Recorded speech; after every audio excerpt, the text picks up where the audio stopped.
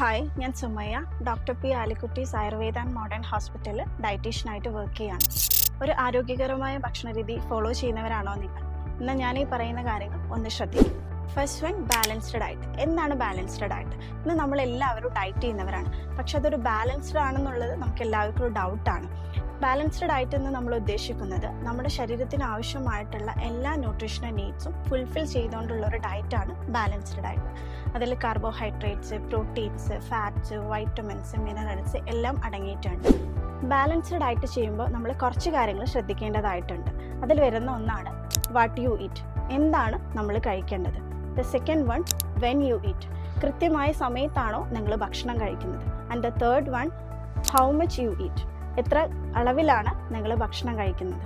ഇനി നമ്മൾ ശ്രദ്ധിക്കേണ്ട മറ്റൊരു കാര്യമാണ് ഫിസിക്കൽ ആക്ടിവിറ്റി. ഇന്ന് നമ്മളിൽ പലർക്കും കുറച്ച് മടിയോടുകൂടി നമ്മൾ ചെയ്യുന്ന കാര്യമാണ് ജിമ്മിൽ പോയിട്ട് വർക്കൗട്ട് ചെയ്യുക, അല്ലെങ്കിൽ ചെറിയ രീതിയിലുള്ള ഒരു വർക്കൗട്ട് ചെയ്യുക എന്നത്.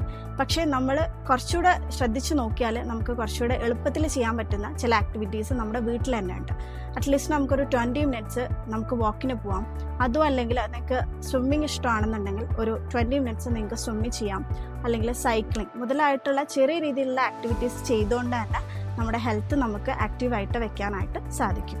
അതുപോലെ തന്നെ നിങ്ങൾ ശ്രദ്ധിക്കേണ്ട മറ്റൊരു കാര്യമാണ് റുട്ടീൻ ബ്ലഡ് ടെസ്റ്റ്. ഇന്ന് നമ്മളുടെ കുട്ടികളിൽ പോലും വളരെ വൈകിട്ടാണ് വൈറ്റമിൻ ഡെഫിഷ്യൻസീസ് ഡിറ്റക്ട് ചെയ്യുന്നത്.